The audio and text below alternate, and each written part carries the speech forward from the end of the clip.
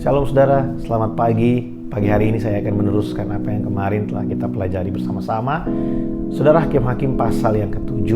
Kemarin kita belajar dari ayat yang pertama bahwa janji Tuhan membuat kita bergairah.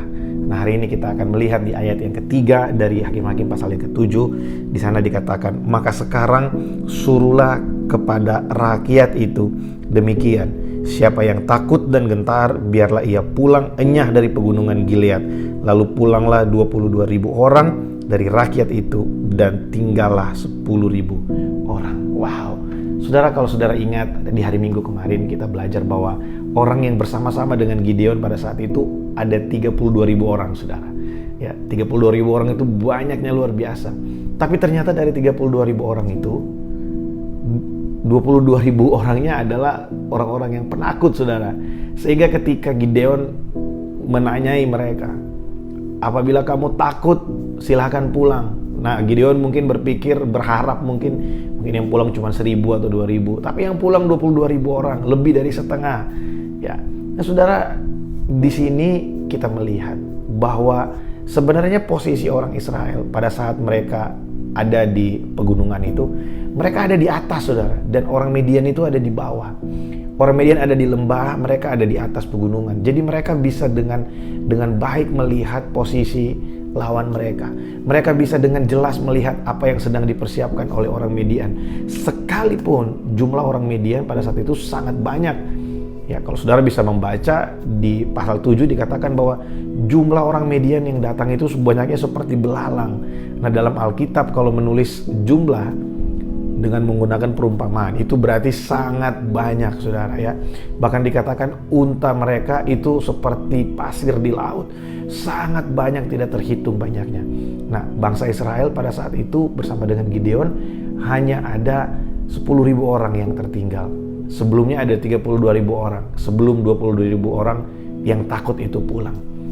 Saudara, janji Tuhan harusnya membuat kita berani untuk kita melangkah menghadapi kehidupan ini. 20.000 orang yang pulang itu, mereka terbukti bahwa mungkin mereka punya semangat, mungkin mereka punya rasa antusias, mungkin mereka punya satu gairah untuk mereka bisa berperang mengalahkan orang Midian.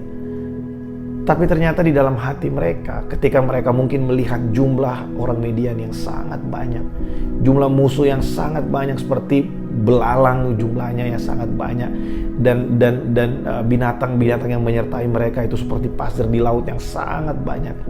Ketika mereka melihat kenyataan itu, wah, mereka ketakutan dan berkata, waduh, jangan-jangan kita yang kalah nih, jangan-jangan kita yang kalah ini melawan mereka. Kalau kita ingat, saudara, di pasal yang ke-6, Tuhan berkata berkali-kali, paling tidak ada 3 kali Tuhan berkata, aku telah menyerahkan orang Midian ke dalam tanganmu. Aku telah menyerahkan bangsa itu, telah menyerahkan musuhmu, engkau akan mengalahkan mereka.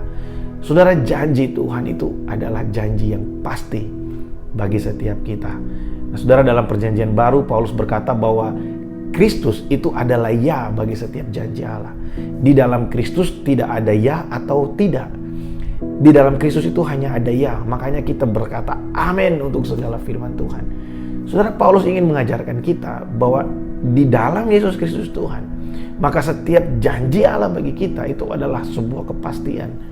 Kalau Tuhan berjanji dalam kehidupan kita, dari sekian banyak janji Tuhan, yang paling mendasar bagi saya adalah janji penyertaan Tuhan. Karena Tuhan menyertai kita sehingga segala sesuatu ada bagi kita.